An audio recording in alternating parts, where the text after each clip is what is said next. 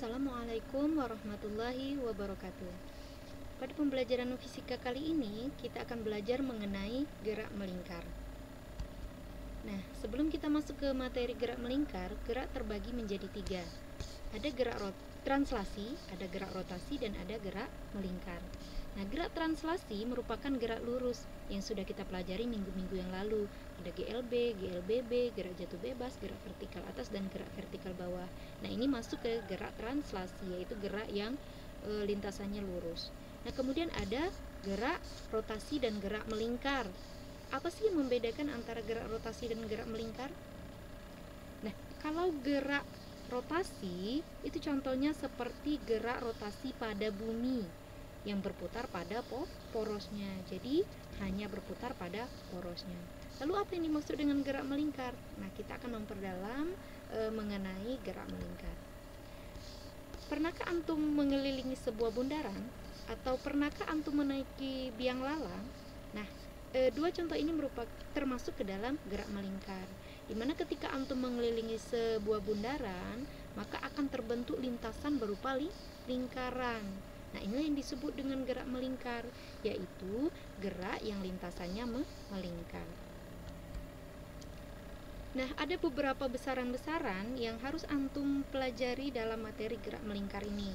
Yang pertama yang akan kita pelajari adalah periode. Nah, misalnya tadi antum menaiki sebuah biang lala misalnya ya. Nah, waktu yang antum butuhkan untuk satu keliling biang lala ini misalnya 20 detik.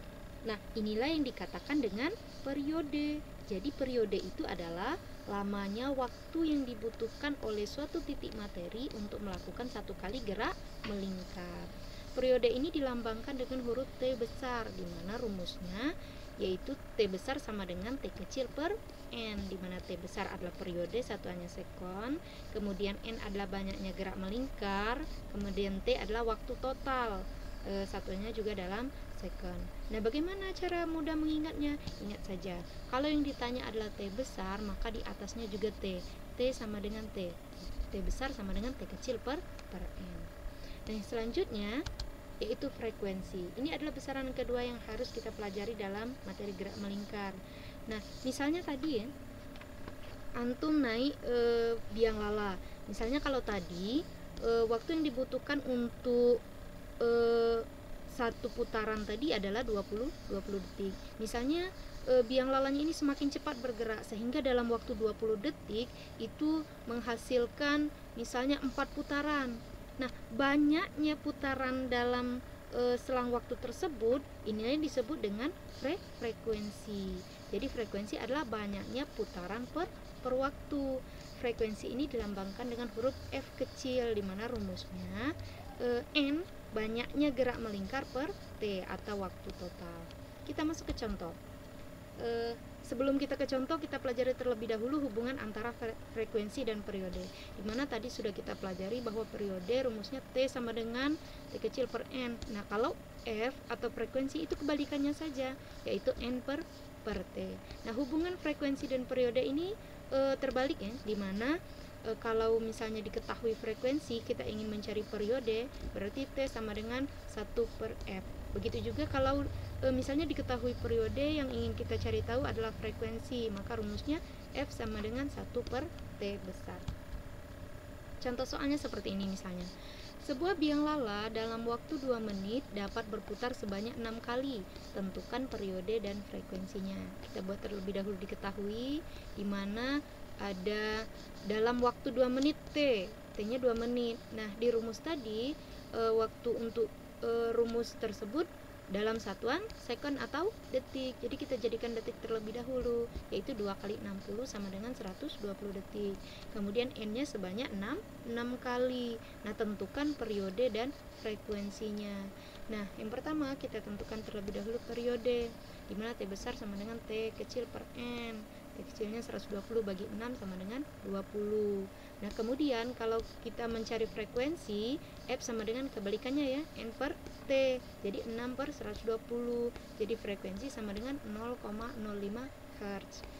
Atau cara lainnya bisa juga misalnya kita cari T terlebih dahulu, kemudian langsung cari F melalui rumus 1 per T dari T yang telah dicari. Jadi hasilnya sama.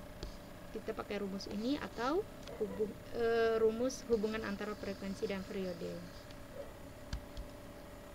Selanjutnya yang harus kita pelajari yaitu kecepatan sudut. Nah, jadi misalnya ada sebuah benda tadi, sebenarnya geraknya itu kan lurus.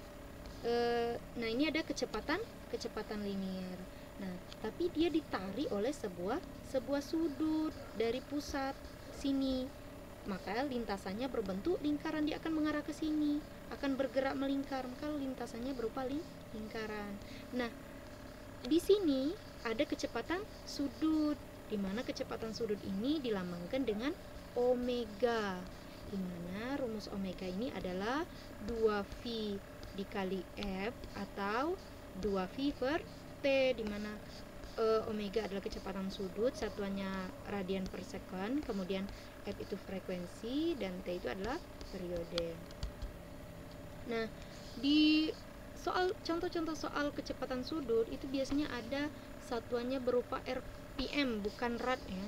Nah, kalau ada satuannya berupa RPM, biasanya kita rubah terlebih dahulu menjadi radian per second, di mana RPM itu adalah rotation per minute atau putaran per menit. Nah, 1 radian itu sama dengan 1 putaran. Nah, kalau dalam lingkaran 1 putaran itu kan 360 derajat.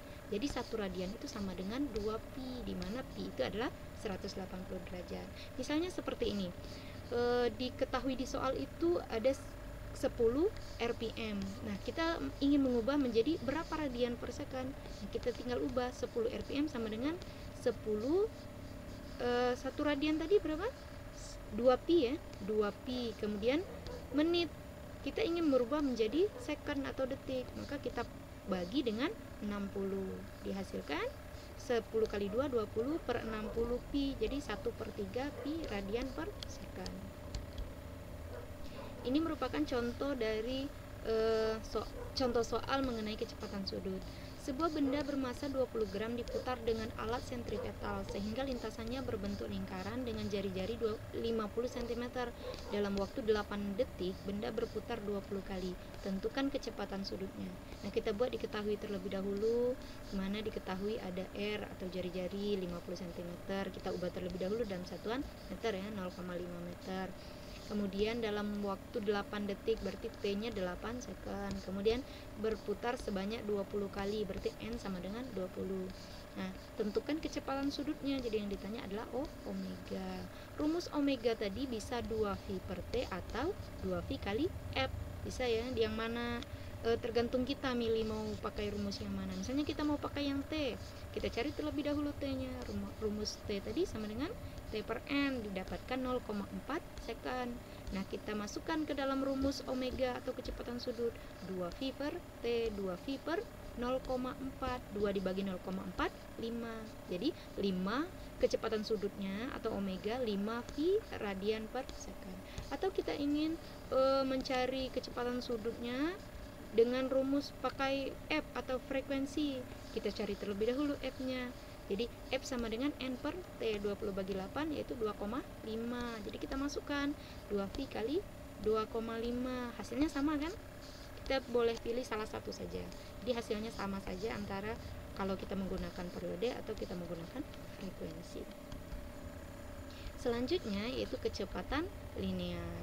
Nah, rumus dari kecepatan linear ini adalah omega dikali R atau jari-jari lintasan, atau bisa juga kita gunakan frekuensi, rumusnya menjadi 2V F kali R, atau bisa juga kita cari menggunakan periode dengan rumus 2V per T kali R. Kita masuk ke contoh soal yang tadi, sama ya. Sebuah benda bermasa 20 gram diputar dengan alat sentripetal sehingga lintasannya berbentuk lingkaran dengan jari-jari 50 cm dalam waktu 8 detik benda berputar 20 kali. Tentukan kecepatan sudutnya.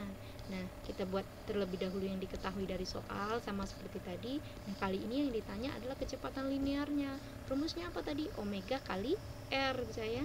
Nah, kita ambil dari contoh yang sebelumnya, omeganya kita dapatkan 5V radian per second, tinggal kita kalikan 5V dikali 0,5 jari-jarinya ya, 0,5. Satuannya tadi harus dalam meter ya, bukan sentimeter. Jadi 5 kali 0,5 sama dengan 2,5 V. Jadi kecepatan linearnya 2,5 V meter per second. Selanjutnya yaitu percepatan sentripetal, di mana percepatan sentripetal ini rumusnya V kuadrat per R, di mana V kuadrat itu kecepatan linear, satuannya meter per second, kemudian R tadi jari-jari lintasan. Nah, satuan dari percepatan sentripetal yaitu meter per second kuadrat. Bisa kita cari menggunakan kecepatan linear atau bisa kita cari juga menggunakan kecepatan sudut, tergantung yang diketahui di soal. Kita masuk ke contoh soal yang tadi ya. Masih sama, sebuah benda bermassa 20 gram diputar dengan alat sentripetal sehingga lintasannya berbentuk lingkaran dengan jari-jari 50 cm.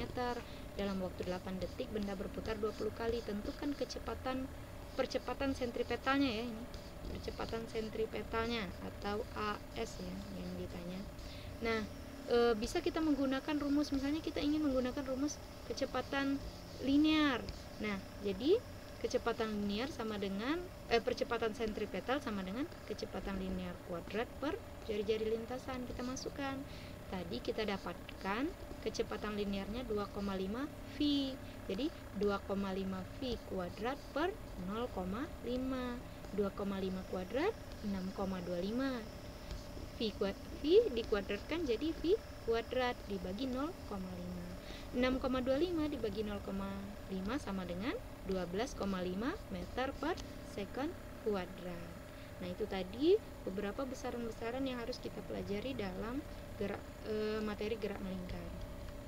Nah, coba Ananda buka Al-Qur'annya di surat Al-Anbiya surat ke-21 ayat 33, di mana di sini dijelaskan bahwa dan dialah yang telah menciptakan malam dan siang, matahari dan bulan, masing-masing dari keduanya itu beredar di dalam garis edarnya. Dimana kita ketahui ya, garis edar dari matahari, bulan, bumi itu berbentuk lingkaran. Nah, di sisi lain ilmu pengetahuan menjelaskan bahwa benda yang berotasi perlu terus berputar dalam jalur gelombang di sekitar pusatnya. Masya Allah ya, ini sudah tertera dengan jelas sekali di dalam Al-Quran. Demikian pembelajaran kita pada kali ini. Lebih dan kurang Ustazah mohon maaf. Wassalamualaikum warahmatullahi wabarakatuh.